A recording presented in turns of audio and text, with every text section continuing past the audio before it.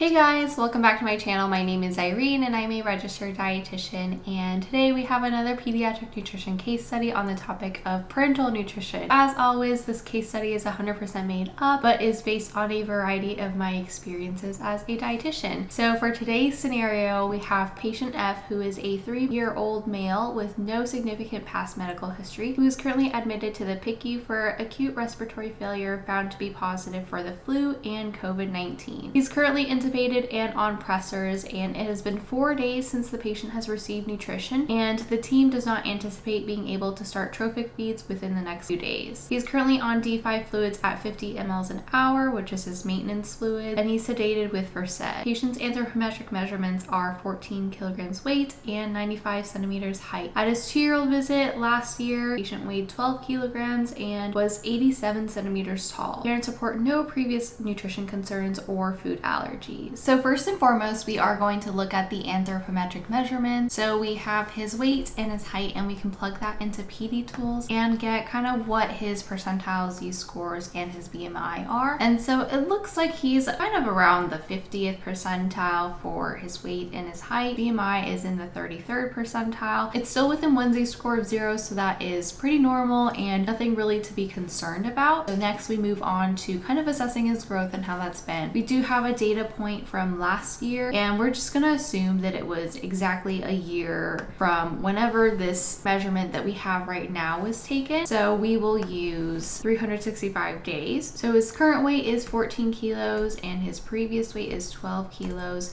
So he gained 2 kilos over the last year, and that is 2,000 grams. So divided by 365, and that gives us about 5.5 grams per day of weight gain, which is really right where we want him to be. In terms of the height measurement, so he was 95 centimeters this time, and last year he was 87 centimeters. So he gained 8 centimeters over the last year, and if we calculate that out into per day, it's 0.02 centimeters per day. Now, if we're kind of comparing that to the expected weight gain and height gain, he's really meeting right where he needs to be. So he's gaining between 0.02 and 0.03 centimeters per day in height, and between 5 and 6 grams per day. And that is also what parents have reported as well in the history. In terms of malnutrition concerns, we don't have any at the moment. There is the concern of him not being fed for the last couple of days, and obviously if he came in with a flu and COVID, he may not have been feeling very well for the previous couple of days before the hospital admission, so his intake could have been pretty poor starting from more than 4 days ago. The next step in this assessment would kind of be to go and talk with parents and kind of get a feel for what his intake is like at home. Typically, I like to do a diet recall with the PO eaters. I feel like it kind of helps me to get a better idea of what kinds of foods they typically eat and what their meal patterns are. Sometimes it can be difficult to get a great diet history with parents, so you kind of just have to do your best. But let's say we go and talk with these parents and they report that he's on a regular diet at home. He doesn't have any special food allergies or dietary restrictions. He eats 3 meals a day with 1 or 2 snacks in between. But his favorite food is chicken nuggets and mac and cheese, which is pretty normal for a 3-year-old. But he does also eat fruits and vegetables whenever he is offered these things.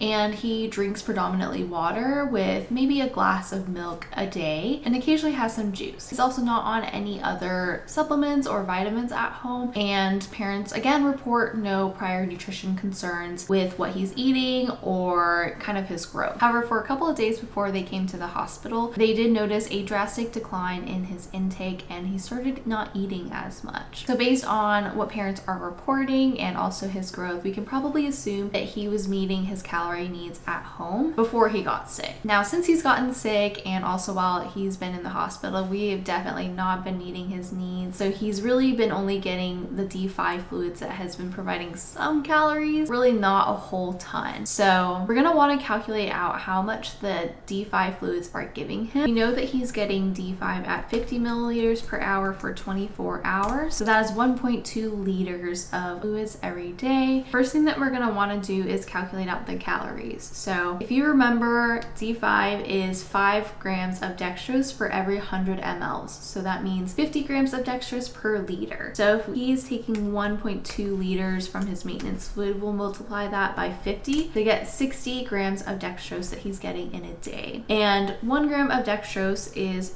3.4 calories. So we will multiply that to get 204 calories per day. And in peds, we always do everything in kcals per kilogram. So we will divide that by 14 to get about 15 kcals per kilogram per day. And this definitely is not enough, even without calculating what his estimated needs are. Now moving on, another thing that we'll want to calculate, since he is getting D5 fluids, is his GIR. So remember, GIR is calculated in milligrams per kilogram per minute of dextrose. So if he's getting 60 grams of dextrose per day, that is also equivalent to 60,000 milligrams per day. So we have the milligrams part settled. Let's move on to the next part of that. So milligrams per kilogram. So he's 14 kilos. And then now we will move on to dividing by 24 hours and 60 minutes to get about 3 milligrams per kilogram per minute for his GIR. So that's kind of how fast the dextrose is infusing. And lastly, we're going to calculate out how much fluid he's getting in a day. So he's getting the 1.2 liters, and we will divide that by his weight to get 85.7 milliliters per kilogram per day. So we will compare this to what we kind of estimate that he needs. And for estimating needs, because he really doesn't have a lot of past medical history, he was a previously healthy child before all of this, I think that the DRI is pretty appropriate to use to estimate his needs. So last year they came out with new DRI equations, and you can find this on Google or anywhere, but basically I'm going to use this, and I'm going to classify him as inactive right now, especially in the ICU setting. He's not really moving, he's sedated. So I'm going to use this one. He is 3 to 14-year-old category. So I will input this in here and pretty much just do the calculations to figure this out.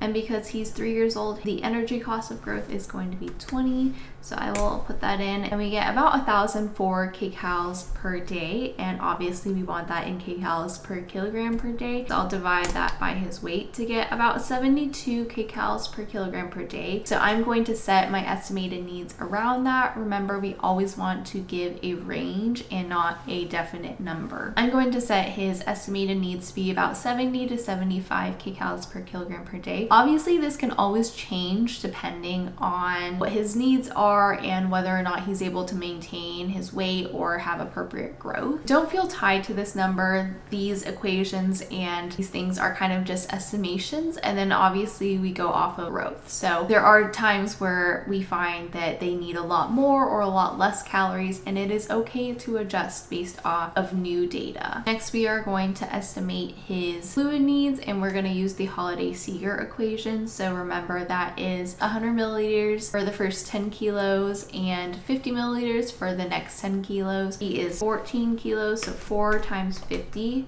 and then we'll add that to 1,000. So he needs 1,200 milliliters per day to meet 100% of his maintenance fluids, which he's currently getting in his D5 fluid. So now that we have his estimated needs and his fluid needs, I'm also going to calculate out one other thing, and that is his parenteral nutrition needs. With the way that things are looking, you know, he's not had any nutrition for the last 4 days while he's been admitted. He's had poor nutrition for a couple of days before getting admitted, and the team has kind of been pushing this off every day, hoping that he's gonna get better. But we're kind of at this point where it's not looking great, and it doesn't look like we're gonna be able to feed him anytime soon. So we do probably have to start TPN on him. The way that you estimate needs for TPN is you reduce it by about 10%. So because you are giving nutrition parenterally, there's no thermic effect of food or anything like that. So what you give is what you're getting. If they need about 70 to 75 calories per kilogram eating by mouth, which is what the DRI is based off of, then parenterally he's gonna need 10% less of that. So if we calculate out what that is, 70 times 0.9, so 63, and then the upper range is going to be 68. So 63 to 68 kcals per kilogram per day. As for dosing the macronutrients and micronutrients, I always refer to the Aspen guidelines. This can also be found online as well. I just have it bookmarked. You want to look at the pediatric guidelines and just follow what they have here. They have it outlined very nicely, including advancements. So he's going to fall in the 1 to 10-year-old range. So we're going to want to start him at 3 to 6. For GIR, protein is 1.5 to 2.5, and we're gonna wanna start fat at 1 to 2. And then these are kind of his goals, so the maximums. And I'm going to list that in my note. So that's about what he needs. But obviously the calorie goals are going to vary a little bit. So you might find that some kids are going to need a little bit of a higher GIR or protein or fat than what is typically recommended. If we can, we try not to go above these guidelines because they are guidelines for a reason. In terms of electrolyte dosing and trace element dosing, that is also available here. Depending on the institution, you may or may not have to dose these yourselves. I know that in most areas of our hospital, the pharmacist really helps with the electrolyte dosing. However, in GI or in kind of my floor, I help to handle this a lot, and so I've kind of gotten some experiences in knowing what electrolytes to start, how to adjust them based off of lab values. And then the micronutrients or trace elements, that is usually handled by the dietitian as well. And I always go off of these levels if I don't have any prior lab levels. Once I get some lab levels, I may adjust them kind of based on what they are, if they're high or low. But the Aspen guidelines are really a great place to start.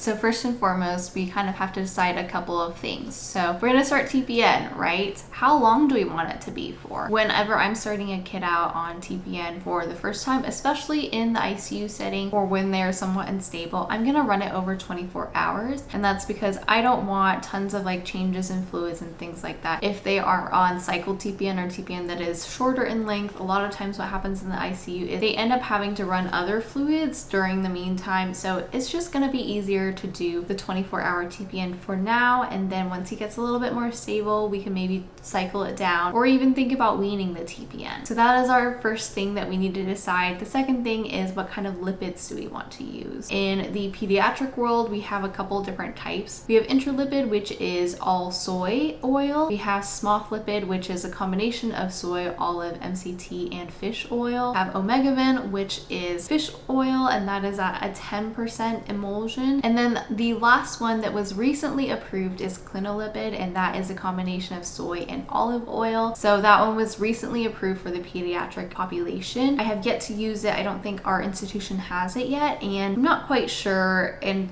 / we haven't really decided what the indication for it would be, besides if someone has like a fish allergy. So for most patients, I'm going to start off with SMOF because it has the combination of different oils in it. Now, the last thing that we have to decide is the TPN dosing weight. What are we going to write this for? And for the most part, if it's a new TPN, it's just going to be whatever weight is their current weight. So I'm going to use the 14 kilos. It's best to kind of make sure that it's updated to whatever weight that they are. I don't adjust them every day, but I do try and keep up with changes in weights that I feel like are accurate. So not like the fluid shifts day to day or anything like that. But if I feel like they've actually been gaining weight, I will update their dosing weight. That's just to prevent errors from happening, accidentally writing for the wrong dosing weight, that sort of thing. So now we're getting into the actual TPN calculations. I'm going to transition to paper and pen because it's going to be a little bit easier for me to kind of explain how we're doing this. So whenever I'm calculating out a TPN, I kind of like to set some parameters based off of our estimated needs. We're going to aim for about 65 kcals per kilogram per day. I picked 65 because it's kind of just right there in the middle of our range of 63 to 68. Now I'm going to want to find out what the total calories are in a day. So you'll use 65 kcal per kilogram and you'll multiply that by his weight and you'll get a total of 910 kcals per day. Now our TPN macronutrient distribution is going to be pretty much the same as you would recommend for any other kid. So I'm going to want about 50% carbs, 20% protein, and 30% fat. And we typically aim for about 30% fat because that's also what you're going to need with a SMOF lipid to prevent essential fatty acid deficiency and make sure that you are meeting those needs as well. So when I'm calculating a TPN, I like to start with fat because that is going to be the one that's probably going to be the most thick. So I'm going to want 30% of the 910, and that comes out to 273 kcal. So that is the calories of fat that I want. So from here, because I'm using SMOF lipid and SMOF is 20% lipid, 1 gram of lipid is also equal to 10 kcals. I can find out that I need 273 kcals times 10 kcal per 1 gram. So I'm going to need 27.3 grams of lipid. And with the 27.3, this is the part of the emulsion that is lipid. So this is the 20%. So I'm gonna wanna work backwards to find out what the volume of the SMOF that I need is. So you will divide by 0.2 and you get 136.5 milliliters of SMOF. So if you use this and you work backward, you will get kind of to the same thing. So now we have how much lipid we need, and we're gonna wanna come up with a rate based off of this. Remember, the TPN is going to run for 24 hours. So you want to divide that by 24 to get the rate. And we get 5.69 milliliters per hour. I don't know how many institutions have pumps that can go down to the decimal, but for us with our pediatric patients, we do not. So that's gonna have to be rounded up to 6 milliliters per hour. So now we want to use the 6 milliliters an hour, kind of calculate out how many grams of lipids they're going to get. My institution orders TPN in milligrams per kilogram per minute GIR, grams of protein per kilogram per day, grams of lipid per kilogram per day, and milliliters per kilogram per day total fluids. So that is why I'm calculating this. If your institution does it differently, that is okay. There's lots of different ways to order it. Some institutions make you just calculate out the grams of things. Other institutions do things a little bit differently. But if it's going to be running through a pump, especially for the lipids, because each milliliter is pretty high in calorie, you want to make sure that you have an accurate assessment of exactly how much they're getting. So at 6 milliliters per hour, if we're running it over 24 hours, that means we're going to have 144 milliliters of SMOF. So 144 milliliters of SMOF is going to be 288 kcals. Remember, 1 milliliter is 2 kcals, and it's also going to be equal to 28.8 grams of lipid. So using this, if I'm calculating out grams per kilogram, I'm going to divide it by 14 and I'll get 2.06 gram per kilogram per day lipids. So now we're going to calculate out the protein. Typically, I like to use the maximum amount of protein unless it ends up being more than 20%. So I'm just going to calculate out for 2.5 grams per kilogram of protein. So that is going to give me 35 grams of protein. And remember, 1 gram of protein is equal to 4 kcals. So that is also going to be equal to 140 kcals. And just to double check, I'm going to use the 140 kcals divided by the 910, and that's going to give us 15.4% from protein. So I think that that is fine. I'm using the maximum per Aspen guidelines, and I'm not quite at 20, but I'm satisfied. We dose about 10 to 20% protein. So this is right in the middle. All right, so now moving on to the last component, we have the dextrose. So we're gonna go back to our 910 kcals per day. And we're gonna take out whatever we've already kind of figured out. So the 288 from lipids and also the 140 kcals that come from the protein. So we are left with 482 kcal from dextrose. And remember, 1 gram of dextrose is equal to 3.4 kcals. So we will just divide this by 3.4 and you need 141.76 grams of dextrose. Now remember, we calculate everything in milligrams per kilogram per minute GIR. So we're going to convert this to milligrams, so you'll move the decimal point 3 spaces. So 141.760 milligrams, and this is how much they're getting in a day. So now we'll divide by the kilograms to get milligrams per kilogram. And then finally, this is what we're getting in a day. So we will multiply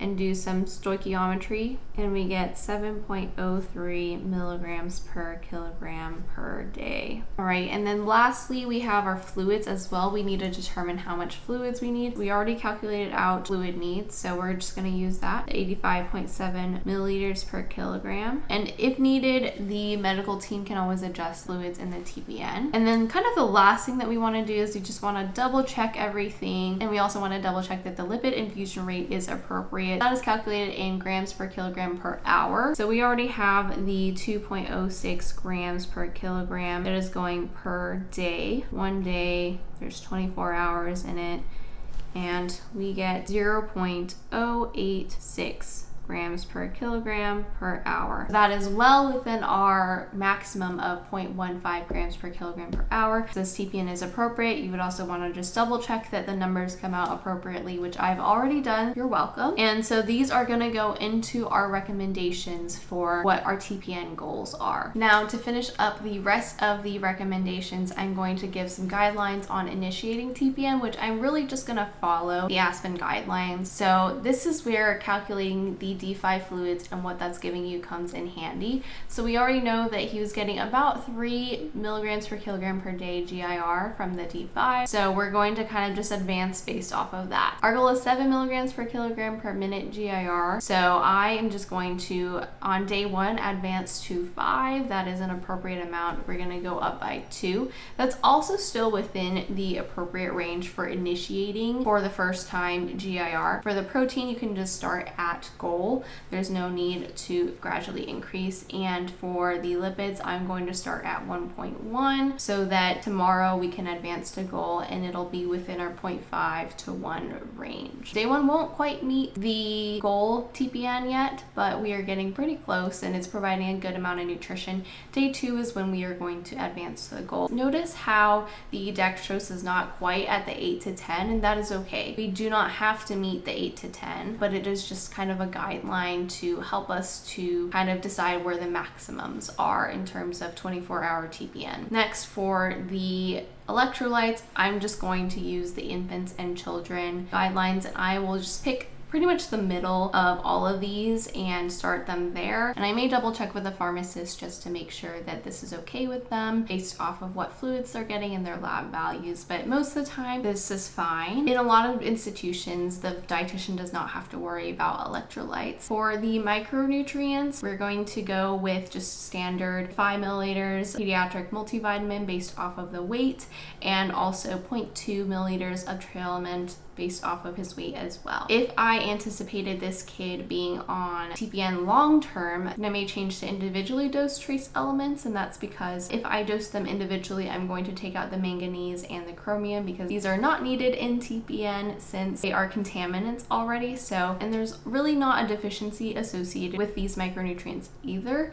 There's just toxicity. So if I feel that the kid is going to be on TPN for a long time, I will go ahead and take them out. And then lastly, I'm just going to want to make sure that we monitor an RFP, MAG, blood sugars, and triglycerides just to make sure that everything is normal, especially when we're first starting out on this TPN. And in the PICU, lots of things can change, fluids can shift, electrolytes can be out of whack, whatnot. So making sure that we're staying on top of that. And then once he's a little bit more stable, we can kind of space out the labs to instead of daily to maybe every week or just twice a week. And for the last part of the recommendations, I am going to provide some enteral nutrition recommendations just in case, maybe over the weekend they are able to wean some pressers and start some tube feeds. You really never know. For this kiddo, he doesn't have any allergies, no previous medical concerns or anything, so we can just start him on a regular standard formula like Pediatric. As for his goal rate, I calculated out to 42 mils per hour for 24 hours. So this is definitely not my ideal round number, but it's okay. It meets his needs at 73 kcal per kilogram, which is really right in between what we had estimated. So that will be his goal. And for advancing feeds, since he hasn't been fed enterally in a while, I would start at 5 milliliters per hour and advance every 4 hours or as tolerated. And then looking at this formula as well, he would also need a little bit more free water just to meet some of his needs. So I'm also going to recommend that we provide an additional 170 milliliters per day of free water if he's off of IV fluid, so that we're making sure that he stays hydrated. needed. That pretty much wraps up this case study. I hope that you enjoyed it. If you did, please be sure to give it a like and subscribe. And I also have a ton of other dietetics content similar to this on my channel. Just look for the dietetics playlist. But I'll see you next time. Bye.